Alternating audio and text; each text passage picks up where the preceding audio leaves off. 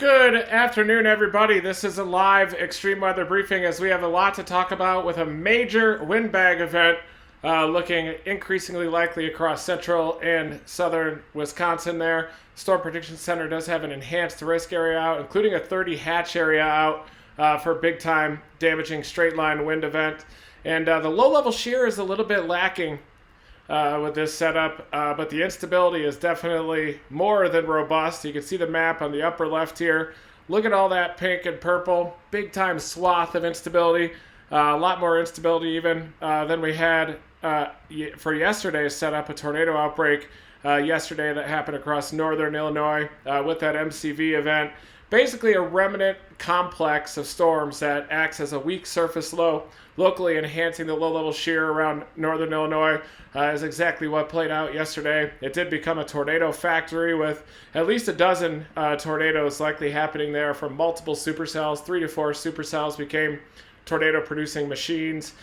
Different than yesterday, we don't have the MCV, the remnant mesoscale convective complex, to enhance that low-level shear, but we do have big-time instability for the development of severe storms here. Cape values 4,000, 5,000 out there, big-time elevated mixed layer, steep lapse rates as well. So there is going to be explosive development of severe storms with this setup today. Long-lived windbag event as well, but that tornado threat is a little bit lacking, and that's because the parent trough is ejecting up toward western Ontario. I was having some discussions earlier today with some storm chasers about kind of the last few years. We've really been limited to those tornado events that are associated with outflow boundaries or these MCVs, and it's been so long since we've had just a big time mega trough with a big low level jet. Really powerful storm system, big hail, big tornadoes. But 2019, we did have a couple of those big troughs and those big outbreaks. But just the last few years, we've kind of had these fluffer tornado setups a little bit. They depend on the presence of an outflow boundary to locally enhance low-level shear, or even to provide some background vorticity to be stretched into the vertical. Usually those lead to some weaker, short-lived tornadoes, more mesoscale accident-type setups. Sometimes, though, those setups can even lead to significant tornadoes, like we saw a couple of days ago there near Boscobel, Wisconsin. That was rated an EF3 tornado. So those storms are certainly capable of digging out a favorable combination of shear and instability to produce even significant tornadoes. But we just don't have those massive troughs that eject from the mountain west. You get a big-time low-level jet out in front of it. Those are the types of setups that really result in those powerful supercell storms capable of producing the monster hail, really violent tornadoes, multiple supercells producing tornadoes as well.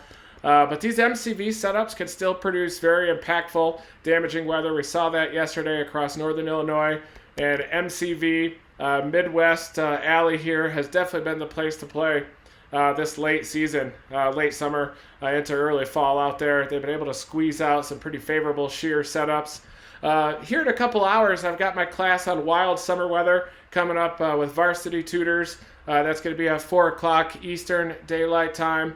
So I'm excited about that. And then once that class comes to a close, I'm going to be deciding whether I go down to the tropics and intercept that tropical cyclone down in the eastern Gulf of Mexico, maybe Florida, southeastern U.S., or do I go back to the southwestern U.S. for a reinvigorated monsoon and chase a couple of those monsoon storms and those flash floods.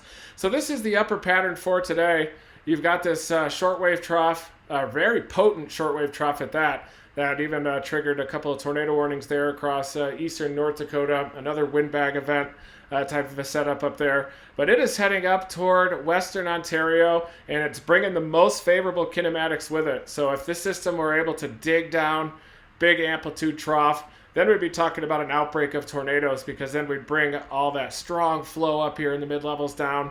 We'd be bringing a strong, robust, large-scale, low-level jet down into the upper Midwest as well. But instead, that upper system is ejecting up toward western Ontario, and it is going to bring the most favorable kinematics well to the north of the big pool of moisture that often resides over the Corn Belt, with those dew points even approaching 80 degrees down here. But we do have this little ribbon of stronger flow down to the south of this ejecting trough.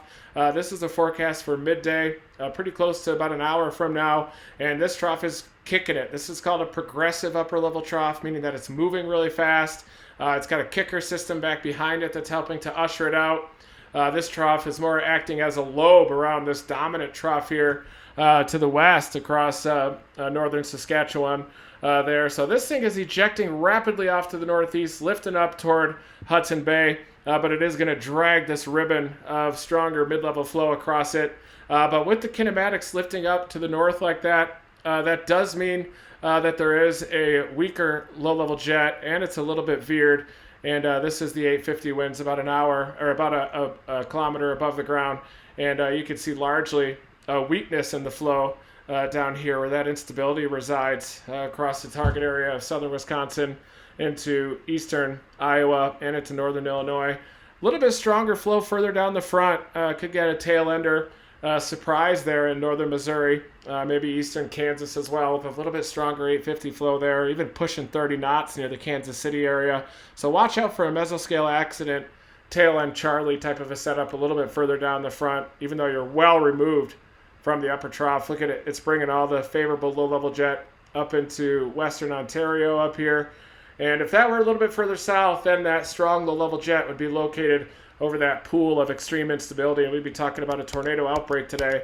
Instead, we're talking about a wind bag with minimal low-level shear, big instability, some kinematics with that stronger mid-level flow getting dragged over the worm sector as well. These storms are going to rapidly form cold pools, congeal into a mass of storms, and then they're going to propagate down into northern Illinois there as well. So let's dig a little bit closer into these models. Let's look at the 3-kilometer NAM to assess timing here with the development of this wind bag. There's going to be some incredible mega shelf cloud photography happening today.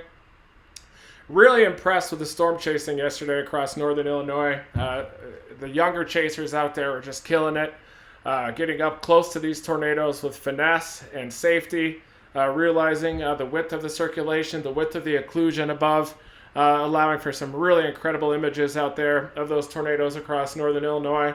Really proud of the next generation of storm chasers that are dominating out there across northern Illinois.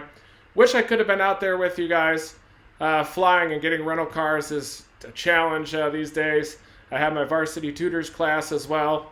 I had to do an interview yesterday, climate change, that helped promote this varsity tutors class as well. Just too many burgers on the grill right now. Really the key to dominate storm chasing is to have that as the only thing you have going on and chase everything. Monsoons, wildfires, MCV tornado setups, peak spring, Dixie Alley, hurricanes, flash floods. You just got to be rolling on all cylinders, but it's difficult to maintain that as well and continue to pay the bills too, and do exciting projects like the Varsity Tutors one, which are so educational and exciting to inspire the next generation of scientists and storm chasers. So it's definitely worth it, and I get to break it down here and watch it play out in real time and virtual chase and break down radar to help warn people in the path of these storms. But here is the reflectivity pattern of the 3-kilometer NAM.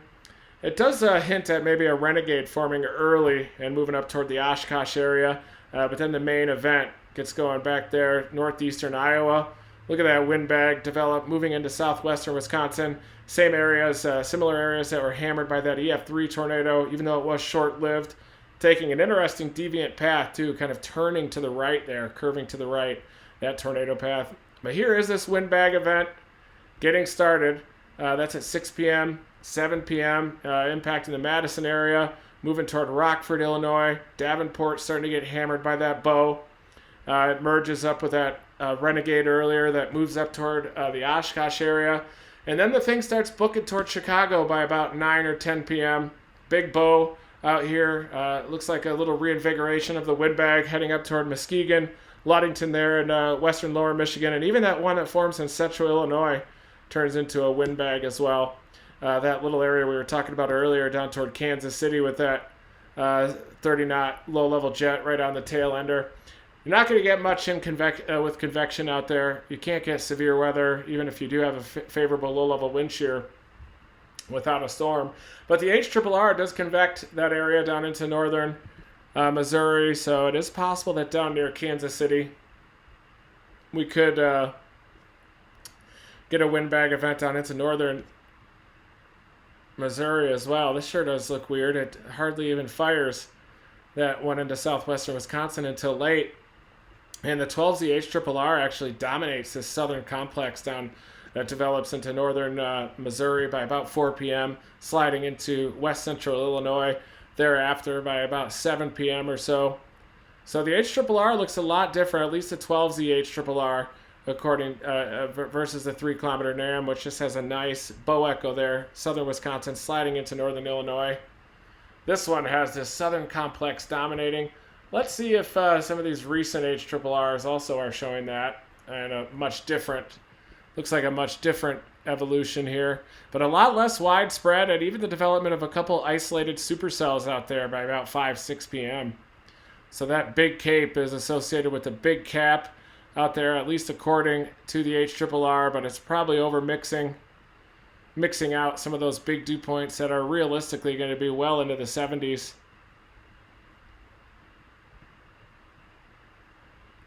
There you can see dew points are much higher, according to the 3 kilometer NAM, than the HRRR model with that dry bias that we see so often out there, down by about 3 to 4 degrees. Even though you do get a little evapotranspiration up there into central Wisconsin, that's kind of the max, with a little bit less down to the south. So let's throw out the HRRR once again. It's a trash model for moisture out here, even across the Corn Belt, where it's obvious you're going to be pushing 80 out here. With some of these pink areas are where those big dew points are located, and this is at 5 p.m. So I think the most likely scenario is that line unzips here in northeastern Iowa all the way up into southwestern Wisconsin, and then it will consolidate into a mega bow echo that slides through southern Wisconsin, eventually into northern Illinois there. But that's a little bit more accurate. And just as that ribbon of a little bit stronger upper level flow comes in there, that's when those storms are going to unzip right along this leading belt of those stronger westerlies as that trough ejects toward western Ontario. Big wind event expected out here, everybody. And I will be live after my varsity tutors class later on this evening. But windbags are pretty easy to break down, especially once you look at the models and kind of see the model initialization, see if there are any obvious flaws with those models, and there definitely are with the HRRR underdoing a lot of that moisture. 3 kilometer NAM seems to have a good handle on it. Evolution of that big windbag across southwestern Wisconsin.